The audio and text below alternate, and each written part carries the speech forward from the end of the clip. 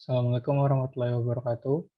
Pada kesempatan kali ini, kami ingin mempresentasikan tugas UAS dari mata kuliah Analisis dan Perancangan Berorientasi Objek kelas G, yaitu kasus pengembangan perangkat lunak pada LMS Universitas Pancasila.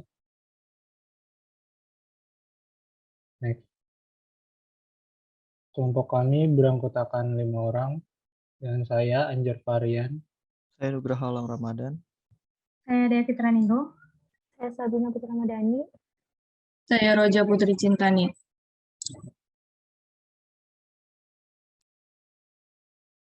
Kasus pengembangan perangkat lunak yang kami ambil adalah pengembangan LMS Universitas Pancasila, dengan pengembangan 3 proses fitur diantaranya, notifikasi berupa pengingat absen dan tugas, halaman hasil yang menunjukkan hasil dari tugas maupun forum yang dikerjakan mahasiswa, kemudian forum diskusi, baik antara mahasiswa dan mahasiswa maupun dosen dan mahasiswa.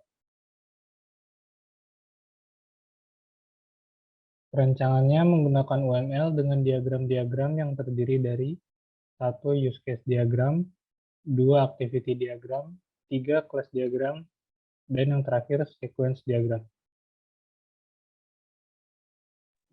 Yang pertama ada use case diagram. Use case adalah abstraksi dari interaksi antara sistem dan aktor. Use case merupakan konstruksi untuk mendeskripsikan bagaimana sistem akan terlihat di mata user. Sedangkan use case diagram itu memfasilitasi komunikasi antara analis dan pengguna, serta antara analis dengan klien. Next. Nah, pada sistem yang akan kami kembangkan, terdapat 3 aktor, di mana aktor ini terlibat langsung dalam penggunaan sistem, yaitu ada dosen, admin, dan mahasiswa. Ketiga aktor tersebut mempunyai hak akses masing-masing.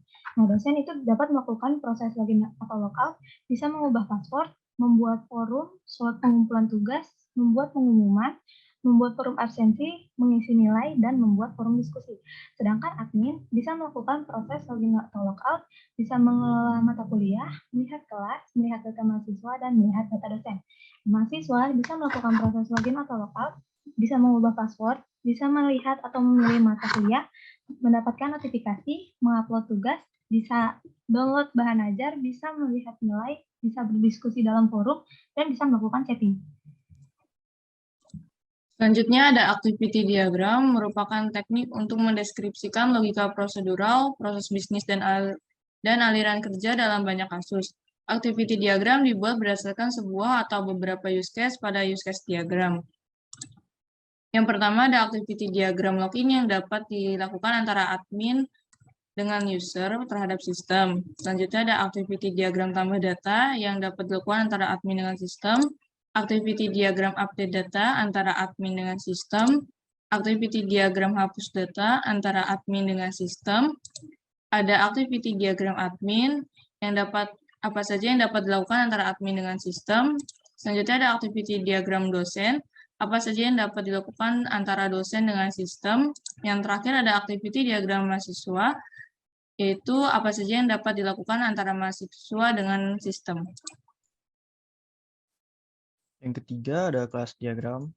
Kelas adalah deskripsi kelompok objek-objek dengan properti, perilaku atau operasi, dan relasi yang sama. Diagram kelas adalah diagram UML yang menggambarkan kelas-kelas dalam sebuah sistem dan hubungannya sama antara satu dengan yang lain.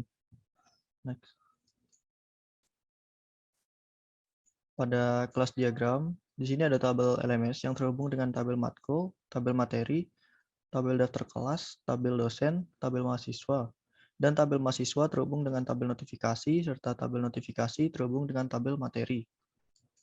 Lalu tabel mahasiswa terhubung dengan tabel forum, dan tabel forum terhubung dengan tabel daftar kelas. Di sini ada sequence diagram atau diagram urutan adalah sebuah diagram yang digunakan untuk menjelaskan dan menampilkan interaksi antar objek dalam sebuah sistem secara terperinci. Selain itu, akan menampilkan pesan atau perintah yang dikirim beserta waktu pelaksananya. Objek-objek yang berhubungan dengan berjalannya proses operasi biasanya diurutkan dari kiri ke kanan. Di sini ada 10 tahapan.